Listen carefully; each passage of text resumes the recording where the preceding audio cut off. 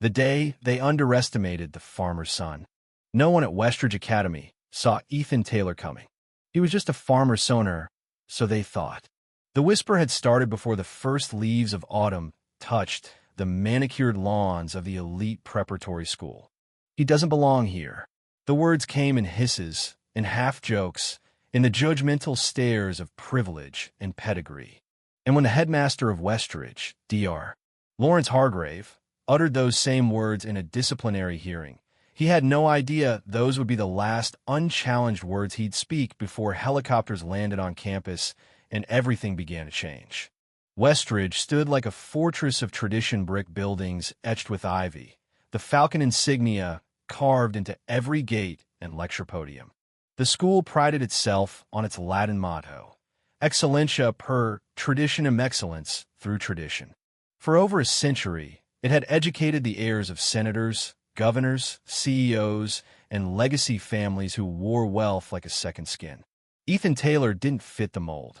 He didn't arrive in a Blacktown car or wear designer loafers. He was 16, lean from farm labor, with calm gray eyes that had seen more sunrises over cornfields than city lights. He was bright, brilliant, but that wasn't what they saw. The morning after Ethan broke up a bullying incident in the dining hall, his father Jack was summoned to the school. They sat in leather chairs before Dr. Hargrave's desk, surrounded by plaques and oil portraits, in a room that reeked of generational power. Jack, a farmer with calloused hands and unshakable composure, listened as Hargrave laid out the decision.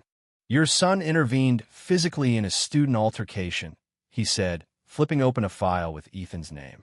"That violates the Academy's code of conduct." "My son was stopping a kid from being shoved against a wall," Jack replied evenly. There was no teacher around. He stepped in when no one else did. Dr. Hargrave didn't flinch.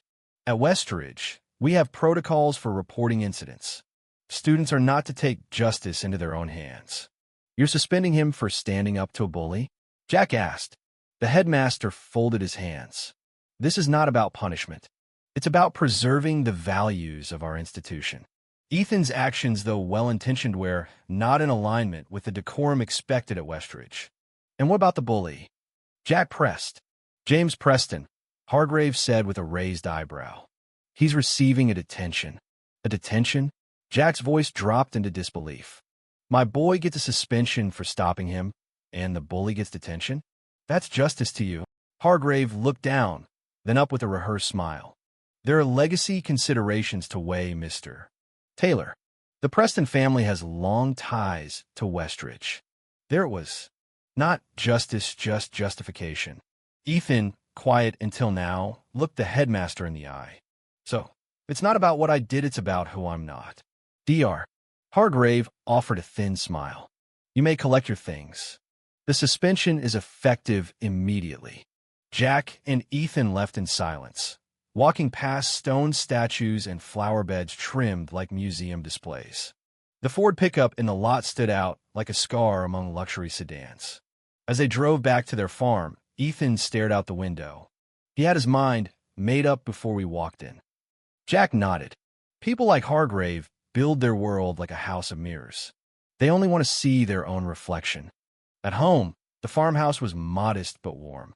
Photos lined the hallway. Ethan as a boy, Jack at the plow, and Sarah Taylor in army fatigues. Ethan's mother, a decorated colonel, was deployed overseas. She had watched her son get that Westridge scholarship with tears in her eyes. She would not take this lightly. That evening, Sarah called in from her base. "He did what?" Her voice was low but sharp. Ethan explained the bullying, the intervention, the hearing. "And the other kid? Got detention." "I see," she said. Then silence. Dangerous silence. "I'm flying home," she finally said. "I've had my leave advanced. I'll be there in 2 days." Ethan blinked. "What are you going to do?" "Remind that headmaster what real leadership looks like." The next morning, Dr. Hargrave arrived to news that chilled his espresso. The Department of Defense was sending a delegation to Westridge. Not just any delegation, high-ranking officers, including Colonel Sarah Taylor. The visit had been cleared through the governor's office, and they would be arriving by helicopter. Hargrave scoffed.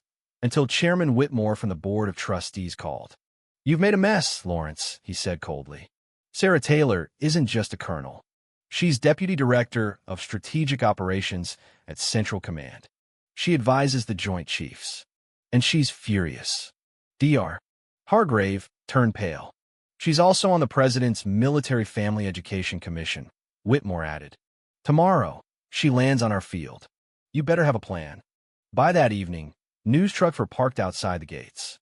The next morning, Jack and Ethan returned to Westridge at Hargrave's urgent request.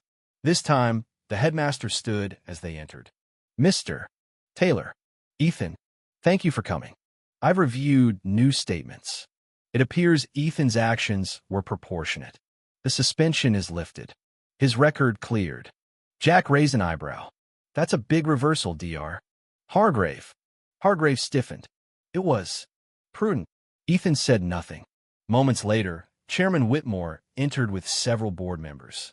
"We're implementing immediate policy changes," he announced.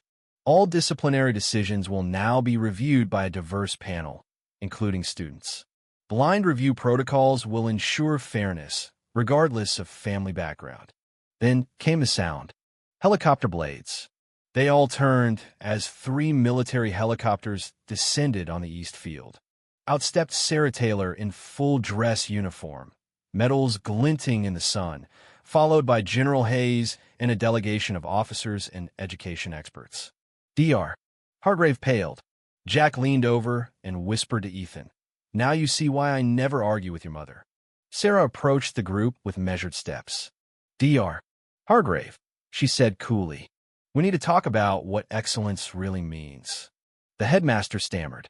"Colonel, I mean General Taylor." She cut him off. "My son defended a classmate with integrity. He was punished for lacking the right last name. That ends today." Chairman Whitmore nodded. "General Taylor, Westridge, is honored to join the Military Family Education Initiative. This will not happen again." Later that day, an emergency school assembly was held. First, Dr. Hargrave apologized publicly. "I failed," he said. "Ethan Taylor displayed the courage and character this institution claims to champion, and I dismissed him." Then Sarah spoke. "Leadership," she said, "is doing what's right, not what's easy. My son did not act for recognition. He acted from principle. And today, Westridge has the chance to become better because of it." Even James Preston, the senator's son, stepped up. "Ethan did the right thing. I was wrong. I used my father's name to shield myself. That ends now." Finally, Ethan was invited to speak. He stood at the podium, no notes, only conviction. "I'm just a scholarship kid from a farm," he began. "I didn't have the right connections. But I had something better parents who taught me to stand up when it matters." He looked out at his peers. Westridge's motto is excellence through tradition. Maybe it's time we expand that tradition. Real excellence means making room for everyone with the courage to belong. The auditorium erupted in applause. 5 years later, the Taylor Center for Educational Equity opened on campus. Ethan, now a senior cadet at West Point, stood with his family, watching as his mother, now a brigadier general, cut the ribbon. Chairman Whitmore, Sophia Rivera, Max Chun, even James Preston were all there. And Dr. Hargrave, now retired, stood quietly to the side. "You changed us," he told Ethan. "You made us better." Ethan smiled. "I didn't do it alone." 10 years later, Brigadier General Ethan Taylor stood at West Point, addressing new cadets. "Leadership," he said, "isn't about rank. It's about that one moment when no one's watching, when doing the right thing might cost you everything. And you do it anyway." As applause rang out, Ethan knew the truth of his father's words. Real strength isn't inherited. It's chosen. And sometimes it starts with one student who refused to walk past a wrong.